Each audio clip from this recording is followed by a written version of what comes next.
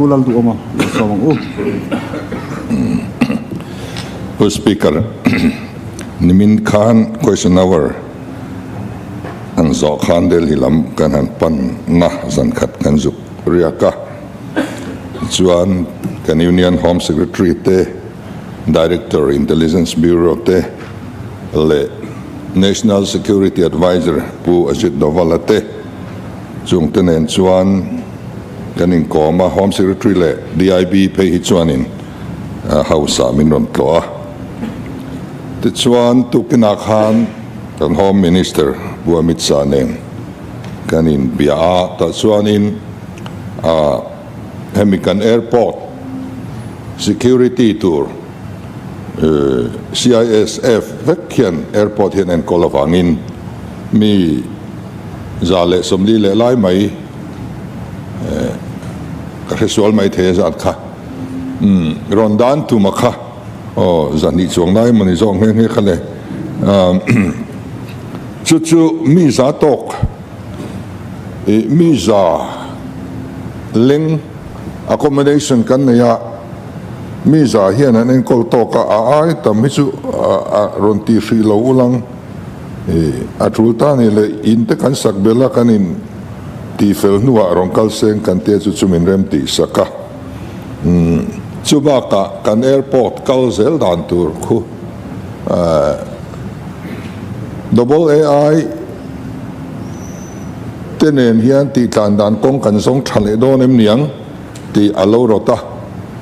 a thalom kong chu zong leng miang ke ni po chu kan du dan tho nia kan NGO te point an dua party dang te point an dua zong leilang kan tia chu ama le Civil Aviation Minister le kei kan pathumin rem changa soi ho phot ilangin chu transfer bul kan trandon nia kan intia ti chuan mana kan soi tong khan helai po kan soi tong khan Indian Air Force ngor hi kan tum anilo option dang tam tak alauma double AI te kan lein hong renga tin 16 Finance Commissioner te po kan thena chung nge andon kan nga kan ti kha kan Home Minister in ma min lak pui tak tak atum nin ka muwa chuwang chuan khalam pangkong kha kan zo thei thut mai the ni tin kan thria dangin pu speaker in rin nia kan Home Minister some rifle te thana minon man pui turin ka soma alo chodona tun mai akhan Lieutenant General Vikas Lakhera tele and dizile brigadier tenen khan DIG tenen khan karuma kan han soi ho le boka ni chonon thleng to a ela hian in lo soi to in karinga kan vai som kan nia kan Home Minister hi ariak don nge don lo hi la decide fel thei lova tam tak chung in rem na kan nei thei lo nuwa enin kan hanin rem pui thei ta hi alom om kan tia pathian tron pui na liao nin kan thriatin kan Home Minister Union Home Minister hian min tum pui maya anin thei top min chua pui na hian e chunga kan loma tin kan Assam Rifle lampanga and Director General Lieutenant General Vikas Lakhera hianin har san namin siam lo renga chu tiang in po tak kan ti wangin he lo thleng thea ta hian thil historical tak ania wangin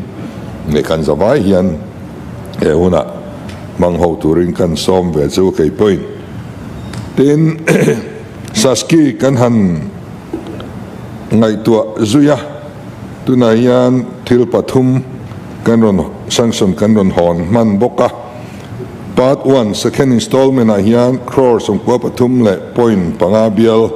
zomi sanction su kanron hona tin part 5 reform 3 a hian Vaibelchhe za sanction kanron hon boka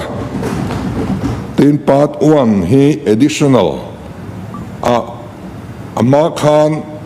crores ani samsari panga min petoa chu kan manna fel taka kan report awangin 100% dang kan pek belang chuan tia ti chuan ma kan lo mu to cross ani samsari panga zat bok khatuna hian cross ani samsari panga le khane na sanction nen kan on hon bok ani ai hi kan soi sualam ti chu ka lau via va but one additional dong masaber hi india rama kan ni mai omango kan intia kan lom via vani tin sns pers hi Vaibelchhe